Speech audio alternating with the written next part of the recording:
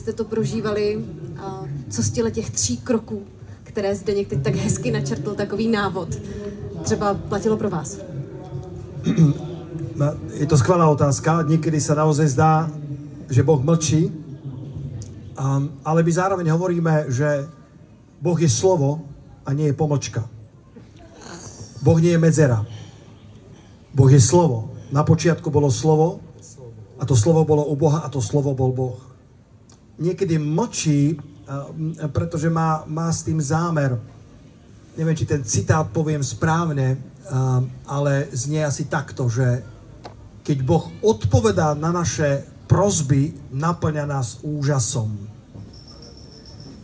Keď Boh mlčí, učí nás trpezlivosti.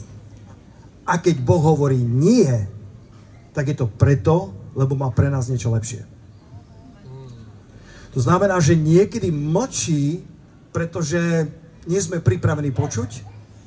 Niekedy mlčí, pretože my vieme, čo máme urobiť, ale v podstate neprosíme, aby nám Boh povedal, čo máme urobiť, ale chceme, aby nám potvrdil to, čo my chceme, aby sme urobili. Neviem, či sa vám to stalo. U nás na Slovensku sa to zvykne stávať.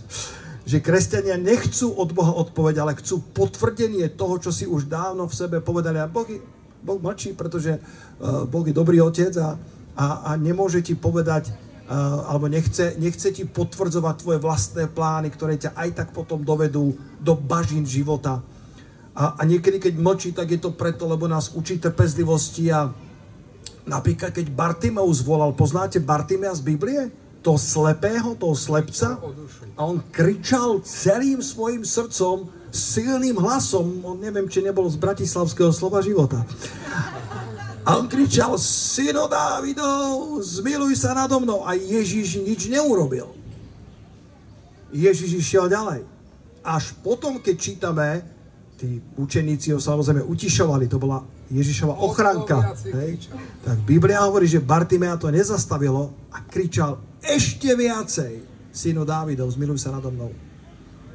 A vtedy sa Pán Ježiš zastavil a povedal, poď, čo chceš, aby som ti urobil. On mohol povedať, že chce nový Mercedes alebo chce nový dom. Čo chceš, aby som ti urobil? On povedal, Pane, že by som videl. A v tej chvíli sa mu otvorili oči a išiel tou cestou za Ježišom. Niektorým sa otvoria oči a zostanú tam, kde boli. Niektorí zažijú zázrak a nezmení. Zázraky nemenia ľudský charakter. Boh robí zázraky. Ale ak by zázraky menili charakter, tak najsvätejšia generácia je Mojžišova generácia. Pretože Boh robil také zázraky, roztvoril Červené more. Jeden náš evangelista hovorí, že tam sa ryby naučili robiť wow. Keď videli tie obrovské stĺpy však, tak boli hotoví z toho. Ale všimni si, že tá Mojžišova generácia bola jedna najtvrdšia, mali tvrdú šiju. Napriek všetkým zázrakom neboli premenení. Takže my veríme v zázraky, ale poďme kázať slovo Božie, poďme milovať ľudí tam, kde sú a poďme im povedať evanjelium, ktoré je mocou Božou na spasenie každému, kto uverí a spasilo takisto naše životy. Děkuju.